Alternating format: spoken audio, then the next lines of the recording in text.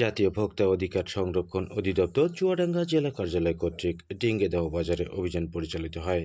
বেলা 12টা থেকে 1টা পর্যন্ত পরিচালিত অভিযানে হোটেল, ফলের দোকান, ঔষধ, সেমাই, মুড়ি এবং নিত্য প্রয়োজনীয় পণ্যের পাইকারি ও খুচরা পর্যায়ে বিভিন্ন প্রতিষ্ঠান তদারকি করা হয়।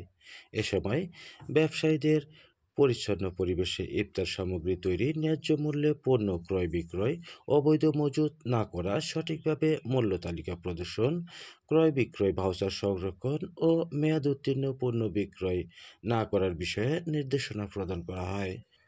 এ সময় দোকানে অপরিচ্ছন্ন পরিবেশে খাদ্য সামগ্রী তৈরি করার কারণে আব্দুল গাফফার আল মামুনের মেসার্স মাম ফুডেক্স ইন্ডাস্ট্রিজকে 25,000 টাকা ও ফ্রিজে মেয়াদ উত্তীর্ণ ব্যথানাশক ঔষধ সংরক্ষণ করায় শহীবুল হকের প্রতিষ্ঠান মেসার্স SR ফার্মেসিকে 5,000 সহ সর্বমোট 30,000 টাকা জরিমানা আরোপ ও আদায় করা হয়।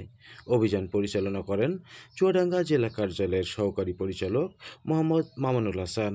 সার্বিক সহযোগিতায় ছিলেন মুশফিকুর রহিম, শিক্ষার্থী প্রতিনিধি রফিকুল ইসলাম, ক্যাব সদস্য ও জেলা পুলিশের একটি টিম। জনস্বার্থে এ অভিযান অব্যাহত থাকবে বলে জানা গেছে।